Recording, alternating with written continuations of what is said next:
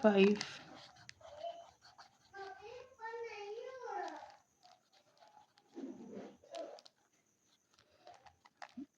that is variety of life.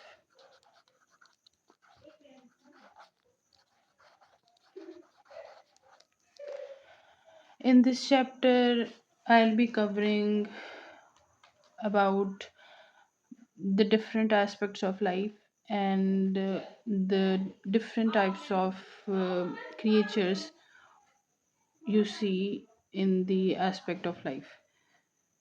Now, first of all, the basic thing is that you all should know about the definition of a species.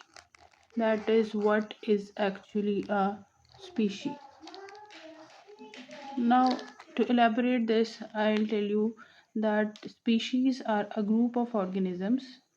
They are a group of organisms which are similar to each other,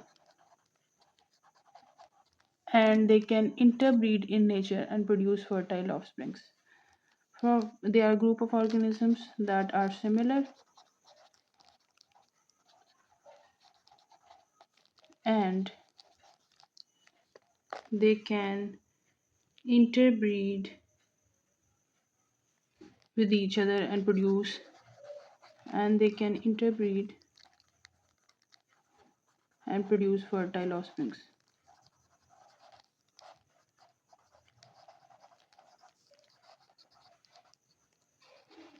So this is what a species. For example, human beings is a separate species. Horses is a separate species. Then birds, crow is a specific species. So they can produce fertile offsprings and they can interbreed in nature, and they are isolated from all other such groups. What do you mean by that is that crow cannot interbreed with a sparrow and produce a fertile offspring. This is the thing. That is, they are the specific species is reproductively isolated from the other group. So you're getting my point. Okay, now if we look at the hierarchy of the taxonomy or the taxonomic categories, the each section or the each ladder is called a singular taxa. Now the highest rank in taxonomy is a kingdom. Kingdom is the highest rank. Then comes a division, or it is also known as phylum. In fact, most commonly and most popularly known as phylum. Then the lower division to phylum is a class. Then comes an order, and as you move down the ladder of taxonomy or in each taxa, you get more specific. Then after order there is family, and after family there is genus, and after genus this is species. So these are the different taxas you're supposed to learn, and I'll be making sure that you learn a specific some of the specific organisms according to their hierarchy as well. For example, you should know about the taxonomic category of corn. Corn corn or the scientific name of corn is z maize. The kingdom is plantae, obviously. The kingdom of corn is plantae. It belongs to the kingdom plantae. It's a plant. Then the division, the phylum is a tracheophyte. It's a tracheophyte, so the division is tracheophyta. Then this is an angiospermy, which means the seeds are enclosed. Then the order is Poales, family is Poaceae, and the genus is Z, and the species is maize. Now the next topic that we should be covering or we are supposed to cover is in this class is biological. Uh, why there was a need to introduce scientific names to organisms?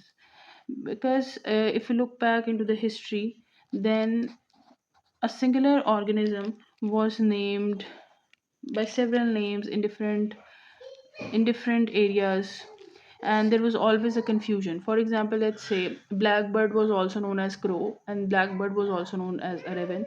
Then it is a basic vegetable onion. It was called as pyaz, basil, and ganda in different areas of the earth, or you can say. So the language changes after some several kilometers, and the name of the organism this also changes, and it created problems. So scientists in 18th century, or during 18th century, we would say that scientists came up. The scientist is Carlos Linnaeus. His name is Carlos Linnaeus. He came up with an idea that all the organisms should be given two names, and he called it its scientific name, and the name would the first part of the name would be its genus, and the second part of the name would be its species. And he introduced specific rules for writing this system, and as the name consisted of two parts, that is genus and the species, thus the category was called as binomial nomenclature. Binomial nomenclature means to name, and nomenclature means to name, and so he called the system of naming organisms scientifically binomial. Bi means two. The name consists of two parts. Nomial, the name is two parts, and nomenclature is to name. So the system was called binomial nomenclature, and the rules for writing the scientific name was that the first part would be genus, and the second part of the name would be species. The first letter of the genus should be capital. For example, in case of Z, the first letter should be capital, and the next they are small, and the species part should be all small. And if handwritten, they should be separately underlined, and or they should be written in italics, and they should be separated.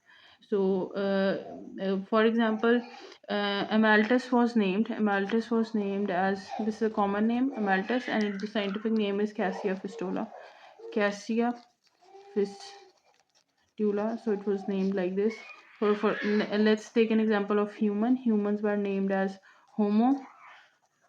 Genus part, first letter is capitalized, underlined, and sapiens. Sapiens is our species.